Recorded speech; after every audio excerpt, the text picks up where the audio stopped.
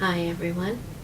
Greetings. We're in Adol Sefer, The Divine Unity of Scripture, chapter 2.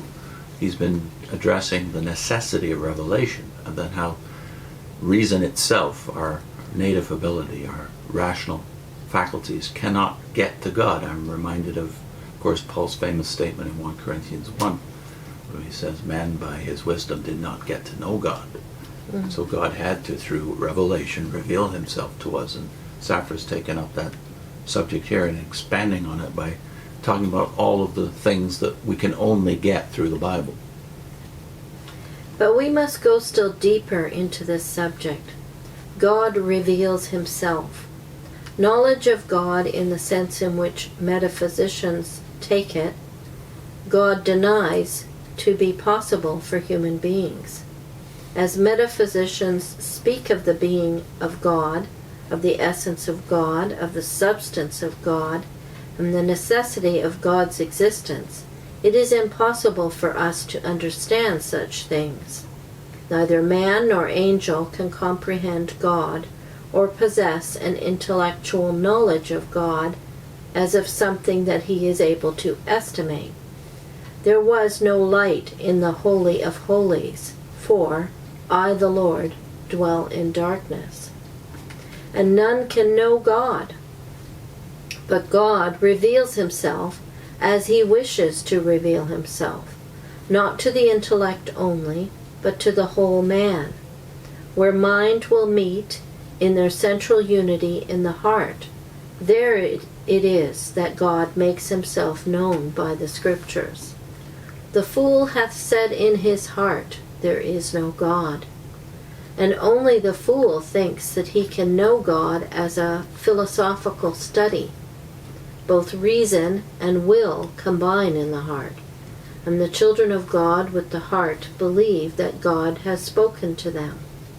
And therefore you will never find in the Scripture the idea of God or the substance of God, none of those metaphysical high-flown abstractions and impossibilities. But the Scripture speaks of the dear face of God. That is all we want. We want to see his face. That is all we want of father and mother and wife and child. And the Scripture speaks of the name of God. That is the aspect of God manwards. And therefore you must never, when you read the Bible, and when you read God, think that the God that is mentioned there is the God of whom the world speaks, that abstraction, that idea, that power, that heaven, that providence. Oh no, it is Jehovah, it is Christ, it is God in his aspect towards us. This he has revealed to us. Therefore, it is a great mistake to say that the religion of the Old Testament is monotheism. That's a surprise. The religion of the Turks is monotheism, Islam that is. The religion of the Old Testament is Jehovahism. Jehovahism. I don't think I've seen that before. We are taught that this Jehovah, the God of Abraham, Isaac, and Jacob, who brought us out of Egypt and led us into the land of Canaan, is the God, and also that Jesus Christ is the true God and everlasting life. That's a reference to the end of 1 John. For God, as we have no better name for it, is person. Do you know what is implied in being a person? We are but of yesterday. A few years ago we had no existence. By degrees we became self-conscious and distinguish ourselves from all other human beings and from all things that are around us. Only by degrees and imperfectly do we find out what we are, what is within us, our thoughts, our will, our character, our reason, our emotions. But never at any given moment of our earthly life are we in full consciousness of our own individuality. Never in any given moment of our life do we see all that is within us and all the thoughts and experiences of our past. And continually do we feel that there are influences from without, and that there are dark things within which interfere with our individuality and do not belong to us, but now rise for a moment to a different and eternal sphere Think of him who is from everlasting to everlasting, who before any of the worlds were created, by his will, said, I, who is always conscious of his thoughts, and of his purposes, and of the perfections and attributes which are in him. Therefore does God continually call himself I am the Lord. Then ye shall know that I am he. And in the New Testament, be not afraid, it is I, unless you believe that I am he. Down to the last chapter of the book of Revelation where he says, I, Jesus.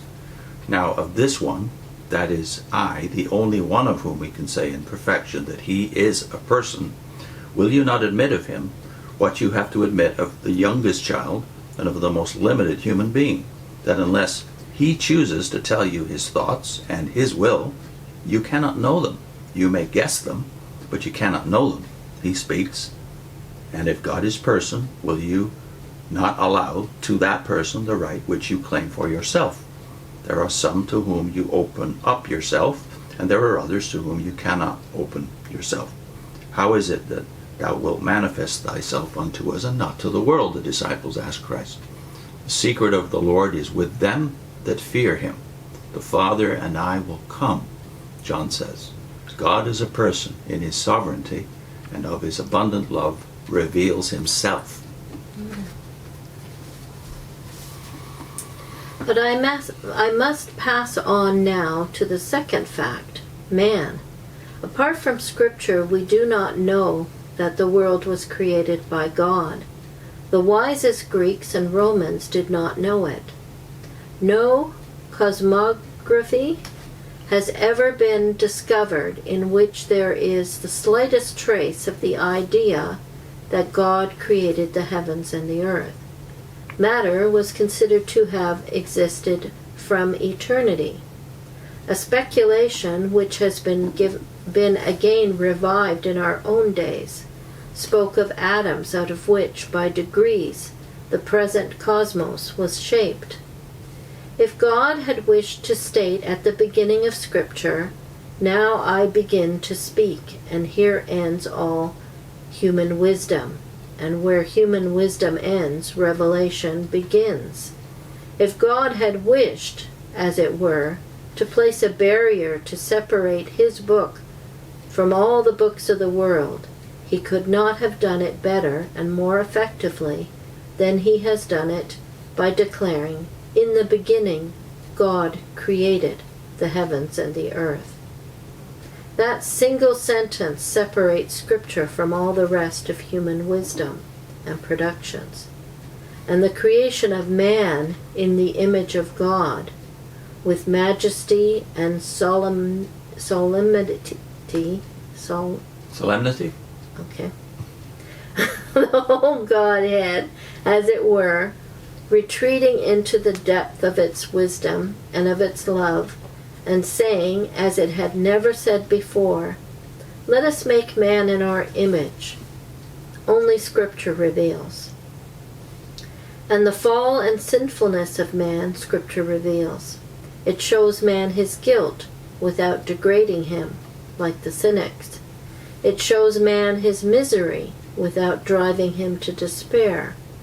It shows man his exaltation, and yet describes all the glory and honor to God. Ascribes. Sorry. Instead of dwelling on speculations as to the pre-Adamite man, why will not the men of science tell us what the post-Adamite man will be, the future of man? Scripture tells us what the Deutero-Adamites will be, the future of humanity, when Christ shall appear, and when they who are Christ shall be made manifest. And as we have borne the image of the earthly Adam, so shall we bear the image of the heavenly, not through any evolution, but by the renewing of the Holy Ghost, and by the resurrection power of the great Son of God. Scripture reveals to us man. The third thing that the Bible reveals is grace. The world does not know what grace is. Grace is not pity. Grace is not indulgence or leniency. Grace is not long-suffering. Grace is as infinite an attribute of God as is his power and as is his wisdom. Grace manifests itself in righteousness. Grace has a righteousness which is based upon atonement or substitution. And through the whole Scripture there run the golden thread of grace and the scarlet thread of atonement, which together reveal to us for man a righteousness that comes down from heaven.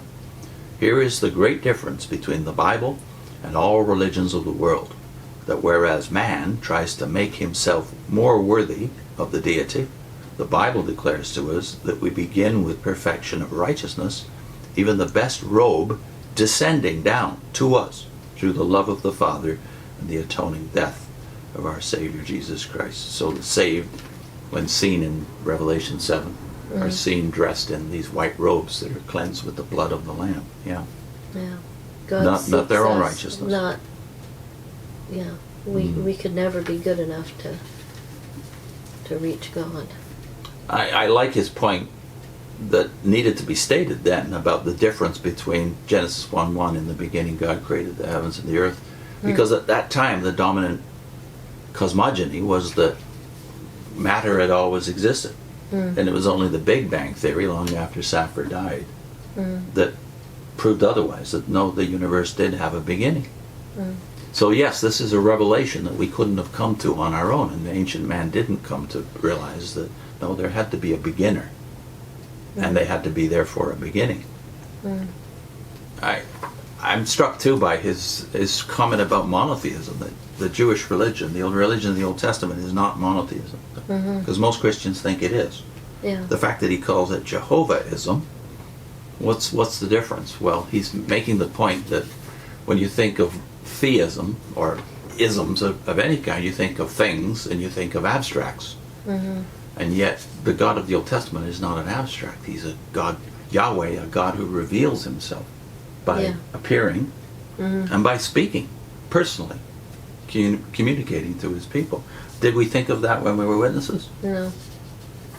God was not to communicate directly with us. In fact, we would never even see him. I think the way he ends too, the last part that we read, shows you that we had the wrong thinking as a witness, that somehow we could achieve faithfulness at some point. If things were just different, if we were perfect, that as humans we could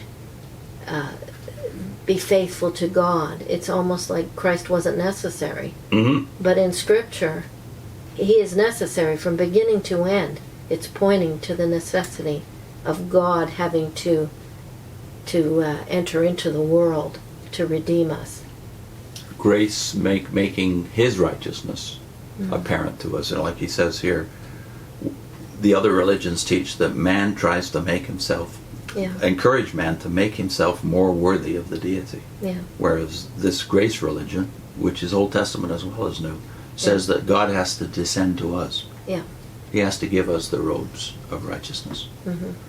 Put a link into the fourth of the series we did on the divine names.